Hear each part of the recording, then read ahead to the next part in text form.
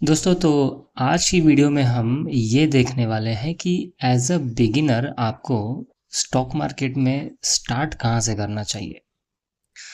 दोस्तों हमारे वक्त भी मतलब जैसे मैंने कभी इसको स्टार्ट किया था 3.5 साल पहले, तो कह सकते हैं कि बहुत सारी गलती करी। मतलब यहाँ से देखा, वहाँ से देखा, यूट्यूब से देखा, मतलब रैंडम स्टार्ट किया। मतलब जो नज़र आ रहा था बस उसको मैं ट्राई करते जा रहा था और लॉस अच्छा खासा होता था उस टाइम पे।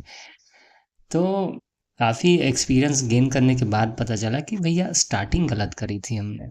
तो आज की वीडियो में हम यही डिस्कस करेंगे कि ट्रेडिंग में एग्जैक्टली एज अ बिगिनर जो है कहाँ से स्टार्ट किया जाए। ठीक है, तो चलो स्टार्ट करते हैं। तो दोस्तों इसको समझने के लिए कुछ ऐसे समझते हैं कि जैसे मान लो आपने एग्जांपल ले लेते हैं इंजीनियरिंग का। जैसे मान लो आपने डिसाइड करा कि यार 12th के बाद मुझे इंजीनियरिंग करना है। तो इंजीनियरिंग एक ब्रॉडर सब्जेक्ट हो गया ना, क्योंकि इसमें बहुत सारे आपको अलग अलग डिपार्टमेंट्स मिलते हैं। जैसे मैकेनिकल ले लो, इलेक्ट्रिकल ले लो, सिविल ले लो, कंप्यूटर साइंस ले लो, है ना, एप्लीकेशन से रिलेटेड ले लो, है ना। तो इंजीनियरिंग फील्ड में भी बहुत सारे अलग अलग अलग ऐसे सब फील्ड्स हैं, है ना। तो क्या अगर मैं कहूँ कि आप सारे कोर्स कर लो, ये तो कैसा लगेगा, है ना। अगर आप सारे कोर्सेज अगर कर लो तो क्या लगता है आप उसमें एक्सपर्टीज नहीं कर पाएंगे ना। अगर आपको एक्सपर्टीज होना है तो आपको किसी एक पे बहुत ज़्यादा फोकस करना पड़ेगा, है ना। तो ये बात होगी इंजीनियरिंग की, है ना। अब ज़रा अब ज़रा ट्रेडिंग में समझते हैं कि दोस्तों ट्रेडिंग का थोड़ा सा जो सिस्टम है ना, थोड़ा सा अलग है, ज़रा समझो।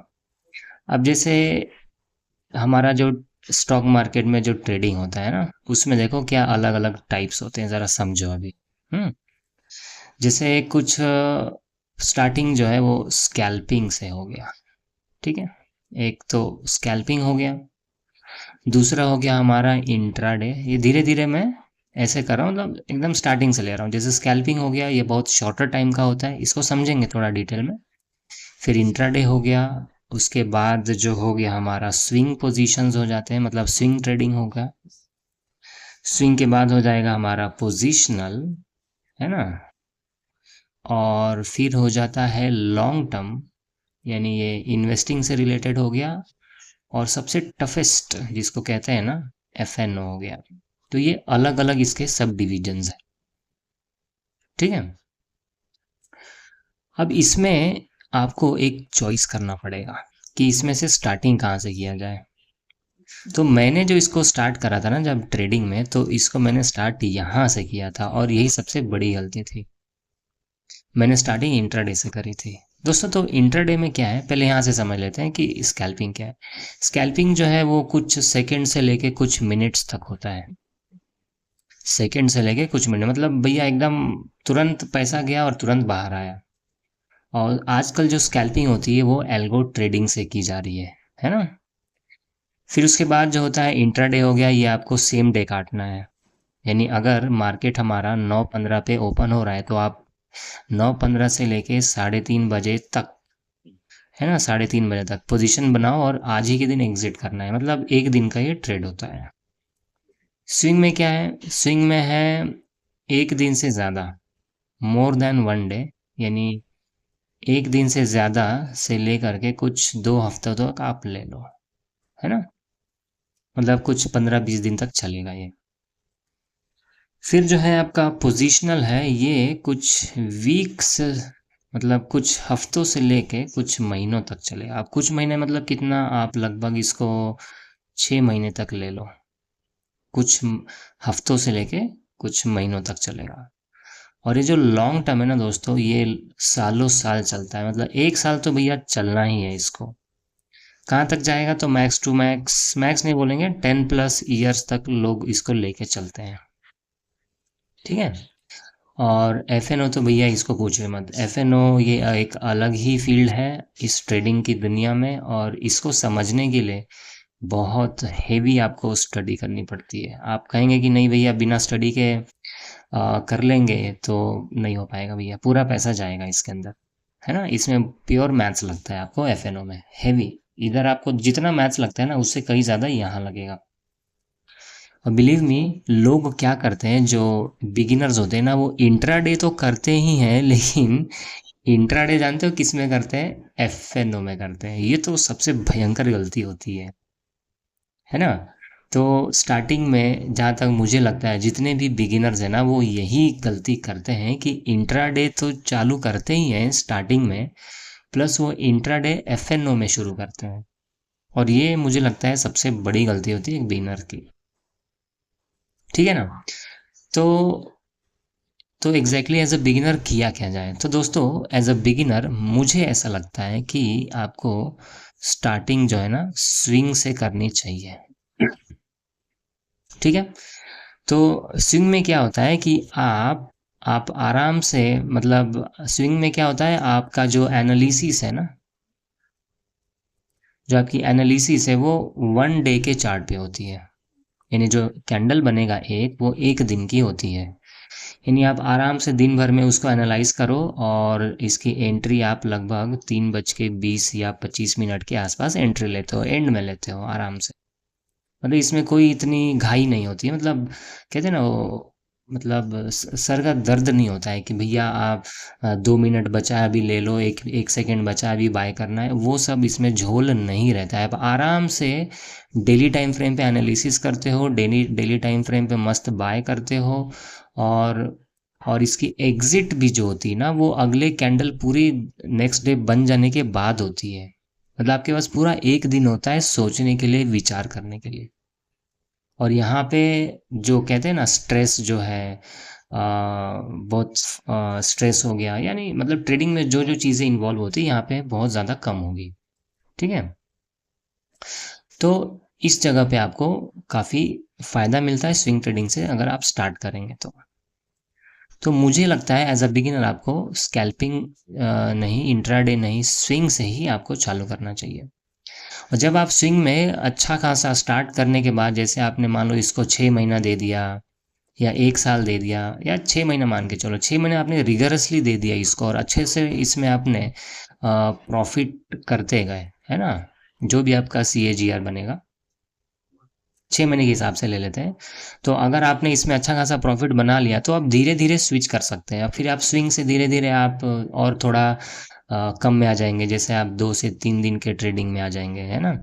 फिर उसके बाद इंट्राडे आप ट्राई कर सकते हैं, जो एक दिन का होता है। तो स्टार्टिंग में इंट्राडे में ना कूदें, स्विंग से चालू करें, उसके बाद कुछ 2 से 3 दिन के ट्रेडिंग सिस्टम पे आ जाए, फिर उसके बाद इंट्राडे एंड में करें। और इंट्राडे भी आप स्टॉक्स में ही करें, एफएनओ में नहीं। एफएनओ को अच्छे से सीखने के बाद ही करना है। क्लियर। अब जरा समझते हैं आगे कि स्विंग में किया क्या जाए। मैं थोड़ा सा आपको हिंट दे देता हूँ, क्योंकि आगे आने वाली वीडियोस में मैं एक इसका भी प्लेलिस्ट बनाऊंगा कि स्विंग ट्रेडिंग के ऊपर पूरा एग्जैक्टली कैसे अप्रोच किया जाए, कैसे आगे बढ़ा जाए। ठीक है। तो फिलहाल स्विंग में हम क्या करेंगे, जब भी स्टार्ट करेंगे नया प्लेलिस्ट, उसमें थोड़ा सा ओवरलुक दे देता हूँ। अब स्विंग में क्या करेंगे, इसकी जो एनालिसिस है वो इस तरीके से करेंगे, हम मल्टी टाइम फ्रेम एनालिसिस करेंगे स्विंग के लिए। तो ये मल्टी टाइम फ्रेम में क्या होता है कि आप सपोज आप मंथली या वीकली को पहले चेक करते हो कि उसका ट्रेंड क्या है। ध्यान से समझो दोस्तों, ये इंपॉर्टेंट है। आप बड़े टाइम फ्रेम पे पहले चेक करते हो कि ट्रेंड क्या है। ठीक है। तो ट्रेंड जानने के लिए इसके पहले हमने वीडियोस बनाई है, आप प्लीज़ उसको चेक कर लेना। ठीक है। बहुत इंपॉर्टेंट है, मतलब सारी वीडियोस एक दूसरे से कनेक्टेड है, कुछ भी मिस होगा तो प्रॉब्लम होगी। ओके। फिर आप क्या करेंगे, डेली टाइम फ्रेम पे, है ना, डेली टाइम फ्रेम पे आप एंट्री चेक करेंगे। एंट्री चेक करेंगे, या फिर कह सकते हो कि आपका जो सेटअप है वो बन रहा है कि नहीं, मतलब ट्रिगर बोल सकते हैं। ये एक ट्रिगर, हमारा ट्रिगर वाला टाइम फ्रेम होगा कि हाँ, मतलब सतर्क हो जाएंगे कि भैया आप खरीदने हैं, मतलब कोई पैटर्न आपका होगा, वॉट एवर आपने जो भी सीखा होगा, वो आपको ट्रिगर देगा कि भैया आज खरीदना है। एंट्री के लिए आप डेली भी यूज़ कर सकते हो और आवरली भी यूज़ कर सकते हो। ठीक है ना। एंट्री दोस्तों हमेशा छोटे टाइम फ्रेम पे होती है, ये याद रखो। सेम टाइम फ्रेम से लेके उसके छोटे टाइम फ्रेम पे, बड़े टाइम फ्रेम पे एंट्री नहीं होगी। स्टार्टिंग हम क्या करेंगे, सबसे बड़े टाइम फ्रेम से ट्रेंड चेक करेंगे, यहाँ पे ट्रिगर हो जाएगा, एंट्री भी हो जाएगी, प्लस एंट्री अगर छोटे टाइम फ्रेम पे और परफेक्ट लग रहा है आपको, है ना, आपके एक्सपीरियंस से ये होगा ये, तो आप यहाँ पे भी एक एंट्री बना सकते हो इन दोनों टाइम फ्रेम पे। तो ये हो गई हमारी ट्रिगर प्लस एंट्री। ये हमारा क्या हो गया, ट्रेंड के लिए हो गया, ठीक है। और फिर एग्जिट के लिए क्या करना है दोस्तों, एग्जिट आप हमेशा ट्राई करो सेम फ्रेम पे, जिस पे आपने एंट्री करी है इसी पे हमारा एग्जिट होगा, है ना। अभी एग्जिट में दो चीज़ें आ जाती हैं, एक तो आ जाता है टारगेट आ जाएगा, प्लस हमारा आ जाएगा ट्रेलिंग, प्लस एक और लास्ट स्टॉप लॉस, जो सबसे इम्पोर्टेंट है, जिस पे कोई बात करता ही नहीं है आजकल। तो हम इसी टाइम फ्रेम पे टारगेट डिसाइड करेंगे, इसी टाइम फ्रेम पे ट्रेलिंग को लेके चलेंगे। हाँ, ट्रेलिंग के मैं कुछ अलग अलग अप्रोचेस बताऊंगा, जिसमें हम टाइम फ्रेम थोड़ा सा छोटा आके इसको ट्रेल करने की कोशिश करेंगे, लेकिन हमारा target and stop loss same time frame पे होगा, ठीक है ना। तो धीरे धीरे आगे आने वाले वक्त में ऐसे कुछ जब हम प्लेलिस्ट बनाएंगे तो उसमें आपको ज़्यादा क्लियर होगा।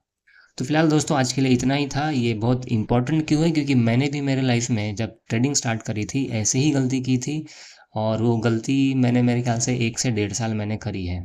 अच्छा खासा 1.5 साल भी नहीं, समझ लो 2 से ढाई साल तक मैंने गलती करी है। मतलब 2 से ढाई साल बाद समझ में आया कि भैया ये नहीं करना था और ये करना था, ठीक है। तो आज के लिए इतना ही। नेक्स्ट एपिसोड में हम क्या करेंगे कि ये जो अलग अलग जो है ना, स्कैल्पिंग, इंट्राडे, स्विंग वगैरह, इन सब पे हम चर्चा करेंगे, ठीक है। तो इसके बाद आप स्विंग से स्टार्ट कर सकते हो और आगे बढ़ सकते हो, ठीक है। Thank you so much.